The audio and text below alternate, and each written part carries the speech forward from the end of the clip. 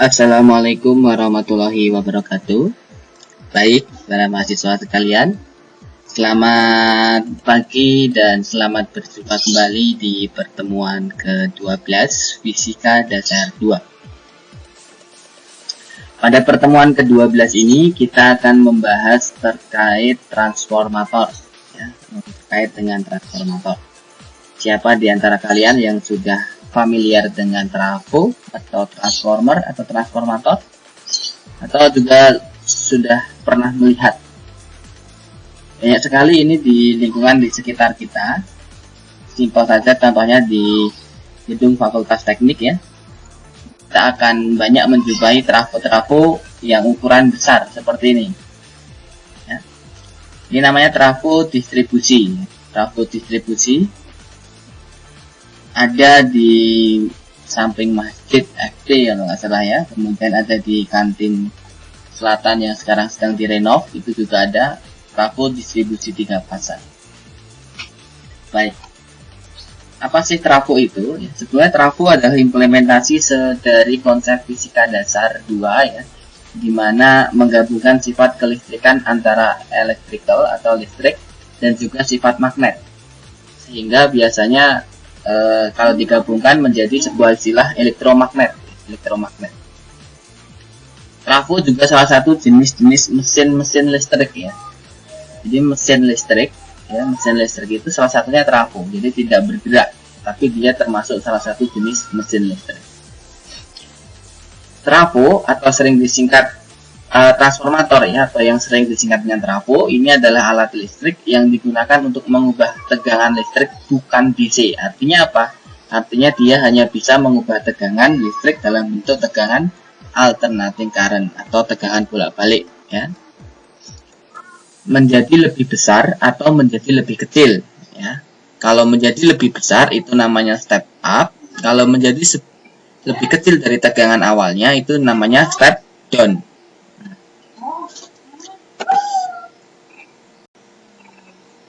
Trafo itu memiliki 2 kumparan, ya. Yang pertama adalah kumparan primer. Ini bentuknya ada di bawah, ya. Nah, ini namanya kumparan primer, ya, dan ini namanya kumparan sekunder. Kumparan primer ini tegangan masuk melalui kumparan primer disebut dengan gigel induksi P atau tegangan P, ya. Kemudian tegangan output itu namanya tegangan sekunder. Nah, besarnya tegangan sekunder itu dipengaruhi oleh tegangan input atau tegangan P dan juga jumlah lilitan, perbandingan jumlah lilitan antara NP, yaitu jumlah lilitan kumparan primer, dan juga NS, jumlah lilitan kumparan sekunder. Nah, ini adalah bentuk paling sederhana dari sebuah trafo, ya. Kalau kita bedah, ya, seperti ini. Ada sebuah keping besi yang dilaminasi dengan isolator, ya. Kemudian dikasih lilitan jumlahnya sekian NP kalau dia di primer. Kemudian di sekunder juga dikasihkan lilitan jumlahnya sekian NS. Sehingga dengan memperhatikan perbandingan antara NP dan NS akan ditemukan perbandingan antara sigma P dan sigma S atau tegangan pada primer dan tegangan pada sekunder. Simpel sekali konsep dari trafo. Nah, memiliki kumparan primer berada di input, tadi sudah saya jelaskan, ya, di ilustrasinya. Kemudian tempat tegangan listrik masuk ke dalam trafo. Kemudian kumparan sekunder berada di bagian output, tempat tegangan listrik hasil pengubahan itu keluar dari trafo. Nah, di dalam rongga kumparan primer dan sekunder ini diisi dengan teras besi atau lapisan-lapisan besi sebagai apa? Sebagai jembatan perlambatan medan magnet, agar medan magnetnya tidak menyebar ke segala arah, ya. Melalui teras atau elemen-elemen besi tadi, ya. Ini namanya teras atau elemen-elemen besi, ya. Keping-keping besi ini namanya teras juga, ya, dimana dilapisi oleh lapisan isolator.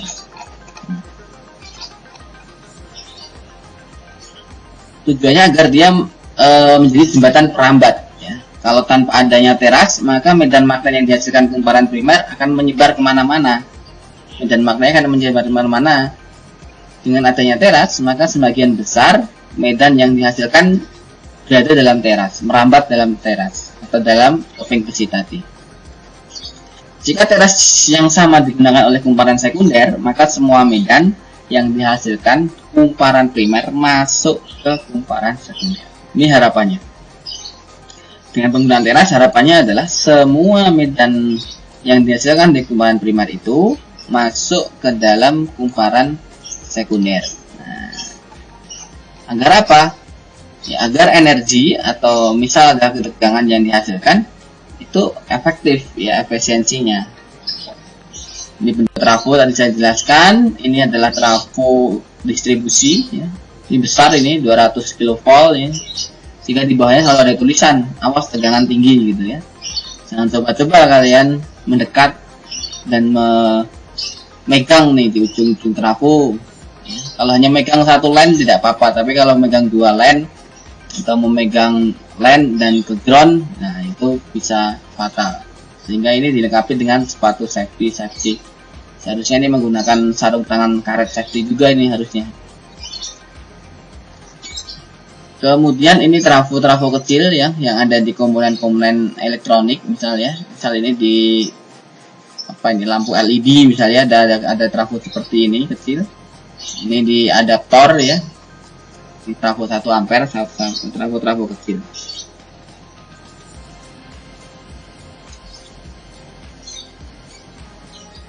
Jika harus masuk ke dalam kumparan primer, maka dihasilkan medan magnet. Ya, medan magnet yang dihasilkan kumparan primer diarahkan ke kumparan sekunder melalui apa? Melalui teras besi tadi. Karena semua medan yang dihasilkan kumparan primer dianggap itu merambat ke kumparan sekunder karena adanya teras besi, maka persamaan matematisnya menjadi BS sama dengan BP. Medan magnet pada sekunder itu sama dengan medan magnet pada kumparan primer. Nah, ini ilustrasi jika tanpa ada teras besi atau keping besi. Medan magnetnya menyebar melingkar seperti ini ya. Medan magnetnya melingkar. Oh iya. Kalau tandanya seperti ini, itu artinya adalah listrik AC ya. Tandanya seperti ini. Ini adanya listrik AC atau alternating current, tegangan bolak-balik. Ya. Tapi kalau nanti ada tandanya lurus ya, lurus. Nah, lurus seperti ini itu adalah listrik apa? DC ya, direct current. Atau plus minus. Nah, plus minus itu adalah DC ya. Diingat ya, plus minus itu adalah DC. Kalau seperti ini, seperti gelombang, itu adalah listrik AC. Bisa juga digambarkan seperti ini, seperti gelombang kemudian dikasih lingkaran ya. Nah, itu juga listrik AC. Nah, ini ilustrasi ketika dia diberi teras besi atau kemping besi ya, di mana medan magnetnya terperangkap dalam teras tersebut atau dalam inti besi tersebut ya, keping besi. Nah, ini tadi tidak menyebar kemana-mana. Nah, ini ilustrasinya. Ini tanpa menggunakan keping atau teras besi, ini dengan menggunakan teras besi atau keping besi. Dengan asumsi bahwa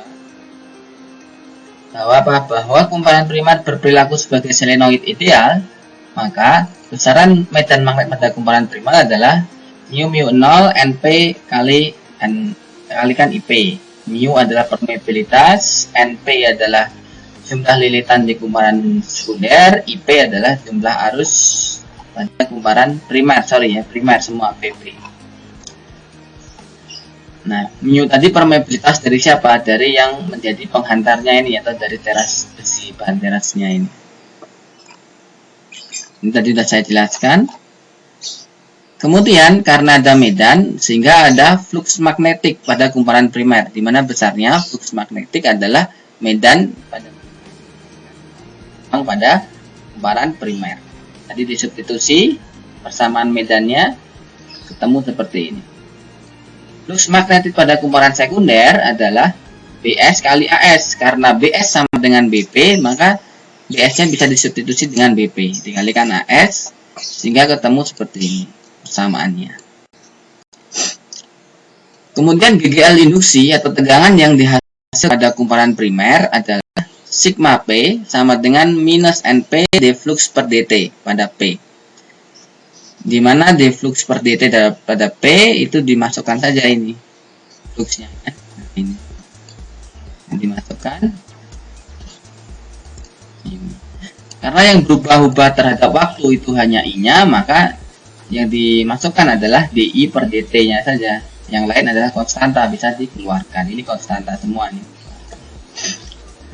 GGL induksi yang dihasilkan pada kumparan sekunder sama ya, tinggal disubstitusi saja. Yang sekunder adalah min ns ds per dd flux pada s per dt, di mana flux pada s-nya adalah ini besarnya. Tinggal disubstitusi, ketemu seperti ini. Dengan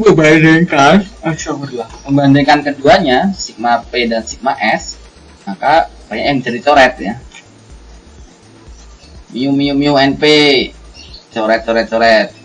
AP ini coret, tinggal AP sama AS.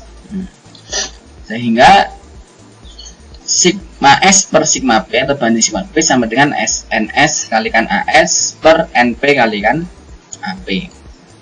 Jika dianggap luas penampang kumparan primer dan sekunder itu sama, ya karena trafo ideal, ya ini dianggap sama, luasnya sama, maka AP sama dengan AS, ya AP sama dengan AS, sehingga ini bisa dicoret AS dan AP.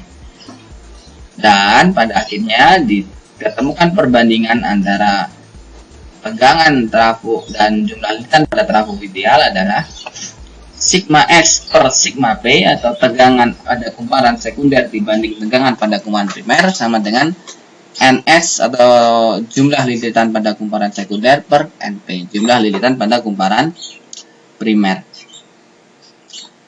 Bagaimana untuk mengetahui ciri dia step up? Kita dari perbandingan NS dan NP-nya. Jika NS lebih besar dari NP, maka tegangan keluaran itu lebih besar daripada tegangan masukan. Karena keluaran lebih besar, sehingga dia disebut sebagai step up atau fungsinya menaikkan tegangan. Jadi fungsi trafo step up adalah menaikkan tegangan. Jika NS kurang dari NP, maka tegangan keluaran lebih kecil daripada tegangan masukan. Trafo semacam ini disebut sebagai trafo step down. Jadi apa fungsi trafo step down? Menurunkan tegangan. Bisa dipahami ya, gampang. Ini contoh soal ya. Contoh soal.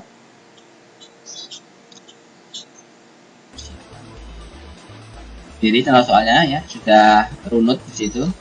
Tinggal masukkan persamaan saja. Kemudian terkait dengan trafo, daya pada trafo. Jadi ada tegangan tadi, kemudian sekarang ada daya. Daya itu apa sih? Ya. Daya itu adalah perkalian antara I dan tegangan, volt dan ampere. Pada transformator arus dimasukkan pada kumparan primer. Hasilnya kumparan sekunder juga diperoleh sebuah arus. Karena adanya arus listrik, maka akan adanya energi. Maka energi yang dimasukkan ke kumparan primer dapat dideteksi juga di kumparan sekunder. Dengan demikian, trafo juga berperan sebagai pemindah energi dari kumparan sekunder, dari kumparan primer menuju kumparan sekunder. Satuan energinya itu yaitu daya. Ya. Dari sifat pemindahan energi ini, kita dapat menentukan hubungan antara arus pada kumparan primer dan pada kumparan sekunder. Subenerginya itu dalam bentuk P. Cuma yang dinaikkan dan diturunkan itu adalah tegangannya. Bukan berarti ketika tegangan dinaikkan energinya juga naik. Tidak, karena hukum kekalan energi. Energi input sama dengan energi output. Nah, di dalam energi itu ada parameter V atau sigma P dan ada parameter IP. Mana yang ingin diubah-ubah parameter ini? Kalau VP-nya yang diubah-ubah, I-nya juga akan berubah mengikuti. Sehingga hasil akhirnya sama ininya ya. P input sama dengan P output. Jadi jangan dinilai kalau V-nya dinaikkan energinya tambah besar. Tidak, itu adalah menyalahi hukum kekalan energi.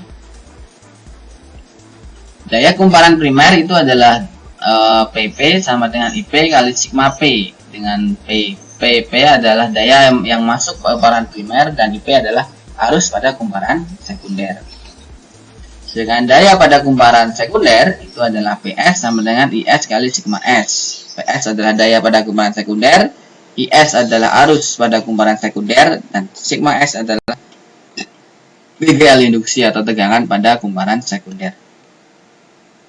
Pada kenyataannya, tidak semua daya pada kumparan primer itu dapat dipindahkan ke kumparan sekunder karena akan ada losses ya, atau rugi-rugi daya. Hanya pada trafo yang dianggap ideal, tapi pada kenyataannya tidak ada yang ideal ya, yang sanggup memindahkan seluruh daya dari kumparan primer ke kumparan sekunder. Nah, kemampuan dari kumparan primer dan kumparan sekunder tadi biasanya dinyatakan dalam bentuk sebuah efisiensi. Efisiensi disimbolkan dengan eta. Ya. Sehingga PS sama dengan eta kali PP ya. Eta kali PP. Atau PS tadi apa? IS kalikan sigma S. PP apa? PP itu adalah IP kali sigma P. Dikalikan eta. Atau IS sama dengan eta sigma P per sigma S kalikan IP. Dengan demikian, substitusi antara kedua persamaan ini, persamaan 620 dan 621 ya, itu akan diperoleh IS sama dengan eta NP per NS kalikan IP, atau ini ya, IS per IP sama dengan NP per NS kalikan eta. Nah, kalau efisiensinya ideal, dia dianggap 1 etanya, sehingga akan menjadi IS per IP sama dengan NP per NS. Ini ya, ini S, ini P, ini P, ini S. Beda dengan yang tegangan tadi ya. Kalau di GGL induksi tadi, ini S, ini S, ini P, ini P. Kalau di arus itu dibalik ya. Kalau di arus dibalik. Harus diingat ini ya. IS, IP, NP, NS, kan? SP, PS dibalik. Contoh soalnya, sebuah trafo step up mengubah tegangan 25 volt menjadi 250 volt. Berarti dia step up, menaikkan tegangan dari 25 menjadi 205 volt. Jika efisiensinya adalah 80%, berarti etanya adalah 80%, dan kumparan sekundernya dihubungkan dengan lampu 250 volt dan 50 watt ya. Tentukan arus dalam kumparan primernya. Nah, sekarang disuruh nyari arus dalam kumparan primer. Perbandingan jumlah lilitan ya, NS per NP, yaitu NS-nya berapa? NS per NP itu sama dengan apa? Sigma S per sigma P ya. Sigma S di kumparan sekunder itu adalah 250 volt, jadi 250.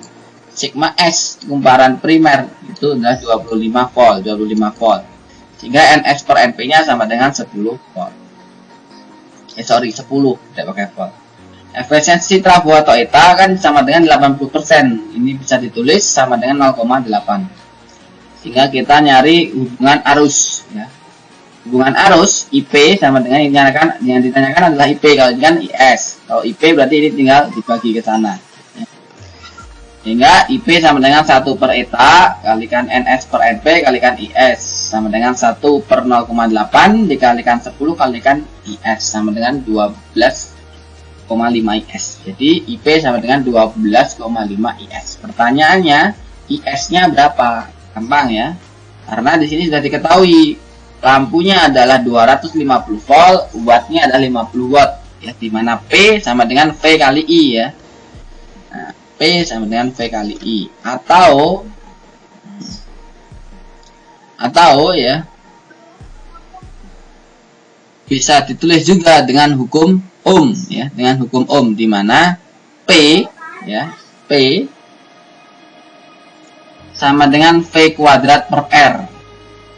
Karena hukum Ohm, I itu sama dengan V per R, kita perlu cari R-nya ya.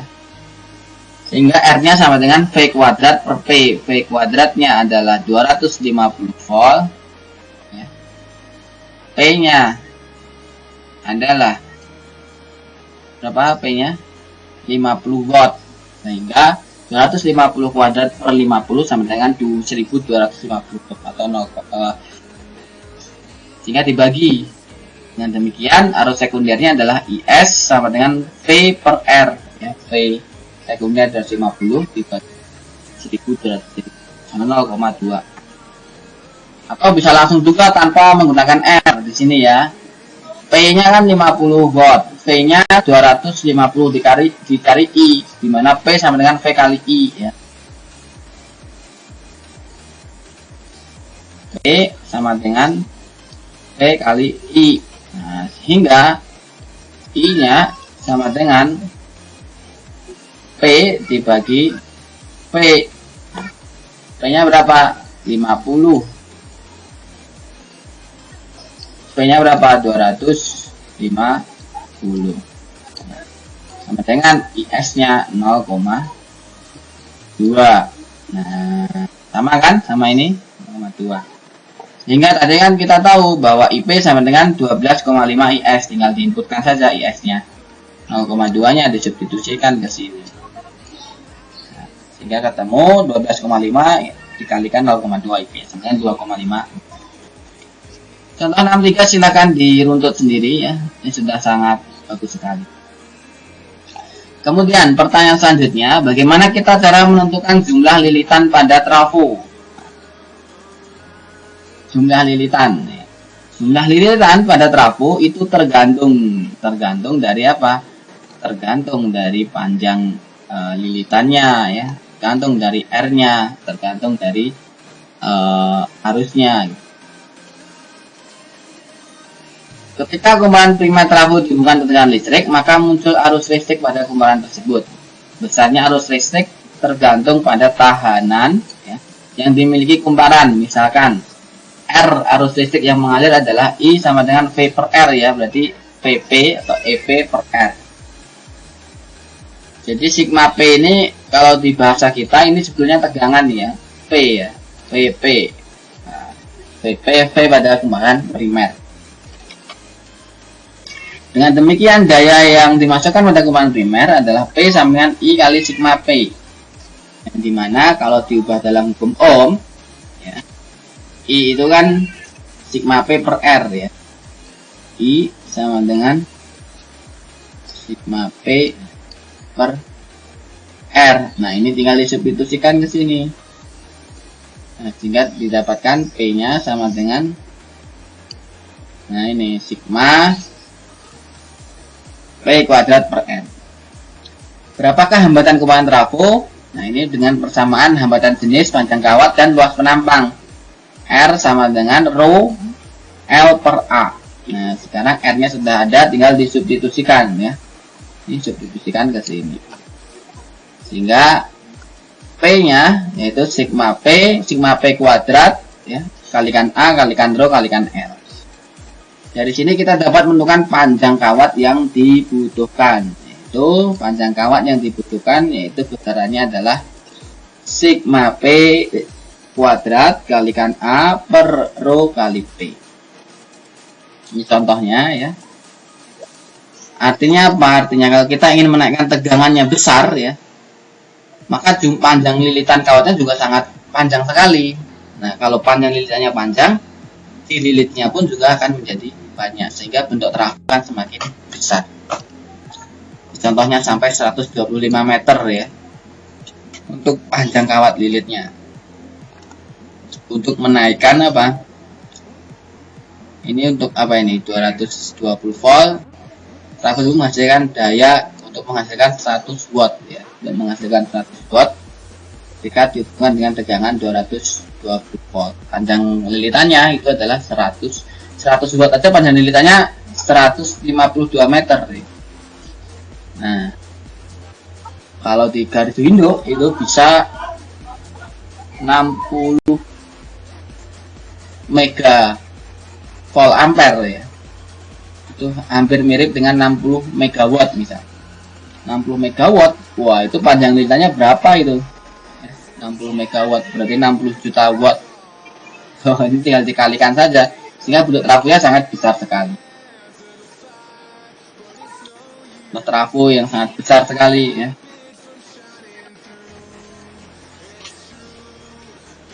Trafo gardu induk.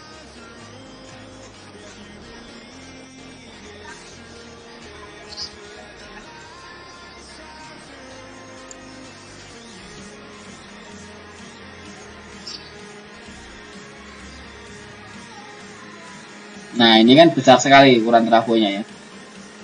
Bisa satu kamar kosan kita, 2 kali kamar kosan kita bisa jadi ya. Karena emang daya yang dikeluarkan itu cukup besar sekali. Nah, ini juga panjang lilitan kawatnya juga sangat panjang sekali. Baik, itu terkait dengan trafo. Kemudian saya ingin mengenalkan sedikit materi tambahan terkait dengan jenis-jenis trafo ya. Trafo jenisnya cukup banyak ya. Jadi tidak hanya trafo step up dan step down saja gitu.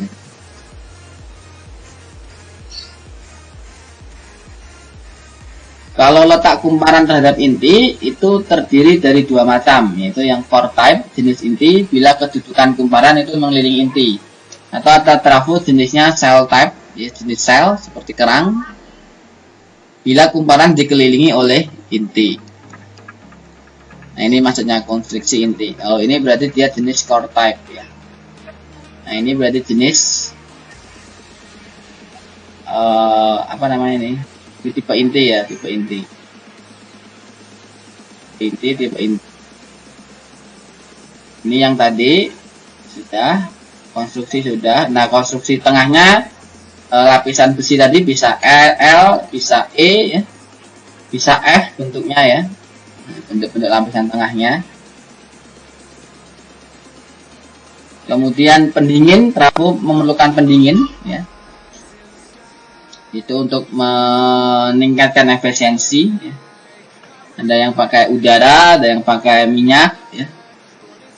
Ada juga yang pakai minyak dan terus dialirkan. Nah, sama, ini intinya ada 2, ada dengan udara, ada juga dengan minyak. Itu pendingin trafo. Tidak bahas kemana ini jenis-jenis fase tegangan pada trafo. Trafo juga bisa ada jenis trafo tegangan 1 fas ya. Nah, ini nanti akan kita bahas 1 fas 3 fas itu di pertemuan selanjutnya, yaitu listrik AC atau listrik bolak-balik. Kemudian trafo 3 fas bila transformator digunakan untuk memindahkan tegangan listrik 3 fase. Kegunaannya sudah tadi ya, penggunaan dari trafo. Nah, kemudian jenis trafo ya, ada trafo tenaga ya. Ini berfungsi sebagai step up dan step down ya. Trafo tenaga itu untuk penyalur tegangan ya. Fungsinya penyalur tegangan listrik dari tegangan tinggi ke tegangan rendah atau sebaliknya. Disebut dengan trafo tenaga atau power transformator. Kemudian ada yang disebut dengan juga auto transformator ya. Auto transformator merupakan transformator di mana kumparan primer sekunder terhubung menjadi satu. Kemudian ada juga trafo proteksi atau trafo pengamanan. Ini untuk menurunkan tegangan sehingga mengurangi bahaya terhadap para pekerja. Contohnya untuk pekerjaan-pekerjaan di tambang. Kemudian ada trafo instrumen atau trafo ukur. Ini alat-alat ukur untuk apa? Seperti voltmeter dan ampermeter ya, dibuat dalam batas ukur yang relatif kecil. Untuk pengukuran nilai-nilai yang cukup besar pada pengukuran DC diberi tahanan depan atau tahanan paralel, pada pengukuran AC umumnya digunakan trafo. Jadi ini untuk pengukuran nilai-nilai besar pada keadaan AC. Trafo ukur atau transformator. Transformator arus ya, atau current transformator CT ya. Ini termasuk jenis dari trafo ukur ya, dimana dia fungsinya untuk mengukur arus ya. Transformator tegangan atau potensial trafo PT. Ini dipasang paralel gunanya untuk mengukur tegangan besar ya. Ini juga jenis dari trafo ukur. Nah, itu adalah jenis-jenis dari trafo. jenis-jenis dari trafo, banyak jenisnya. Kalau pengen lihat gambarnya seperti apa, silahkan kalian search di internet terkait dengan gambar-gambar. Di industri, ini contoh studi kasus di industri pabrik aluminium ya. Itu sangat besar sekali kebutuhan energi listrik ya. Dan juga sangat sering digunakan trafo sebagai konversi energinya. Ya. Contohnya ini yang dibutuhkan adalah arus yang besar ya. Dan dia ingin mengkonvert tegangan menjadi 1000 volt. Padahal input tegangan dari PLN itu adalah 30.000 volt ya. Nah, dan untuk karena mesin-mesinnya dia bekerja di 1000 volt, maka perlu di-convert nih, perlu di step, diturunkan berarti dia apa? Step down ya, step down.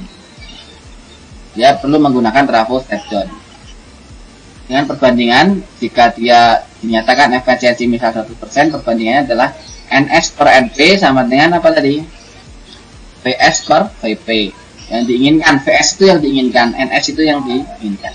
Perbandingannya adalah 1/33.